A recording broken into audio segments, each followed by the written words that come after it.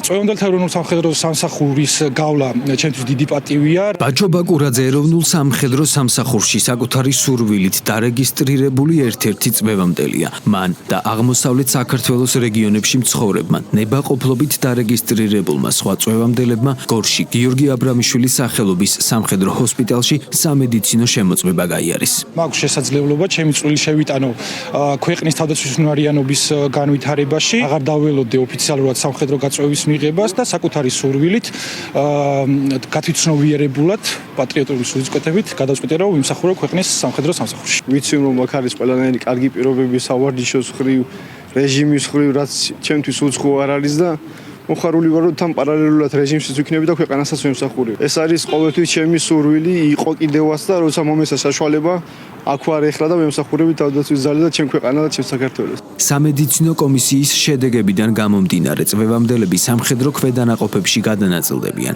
გაივლიან საწყისი საბრძოლო მომზადების კურსს და მისი დასრულების შემდეგ 6 ან 8 თვის განმავლობაში ეროვნული სამხედრო სამსახურის გავლას შეუდგებიან.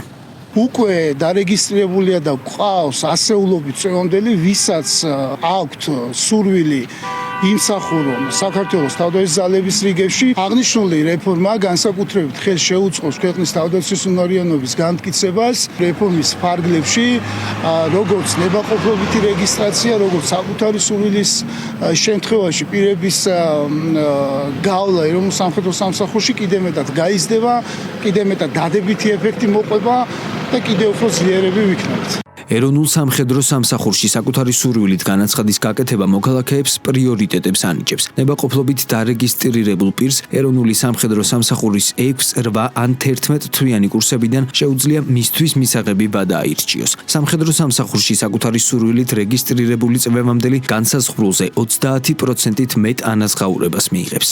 ახალი ცვლილებებმა განაპირობა ის, რომ მე მაქვს საშუალება ავირჩიო სამხედრო სამსახურის ვადა. ცვლილებების თანახმად ისედაც გაზრდილ ხელფასზე საკუთარი სურვილის გამოხატვის შემთხვევაში კიდევ უფრო 30%-ით მაგალითად დანამატს მივიღებთ, რა თქმა უნდა ახალგაზრდა ადამიანისთვის მოტივაცია, ამასთანავე ჩვენთვის უდიდესი პატივი არის რომ ვიმსახუროთ. თავდაცვის ახალი კოდექსით სავალდებულო სამხედრო სამსახურის სრულიად განახლდა და 1 იანვრიდან წვევამდელთა ეროვნული სამსახურით შეიცვალა, რომლის გავლაც მხოლოდ თავდაცვის ძალებშია შესაძლებელი.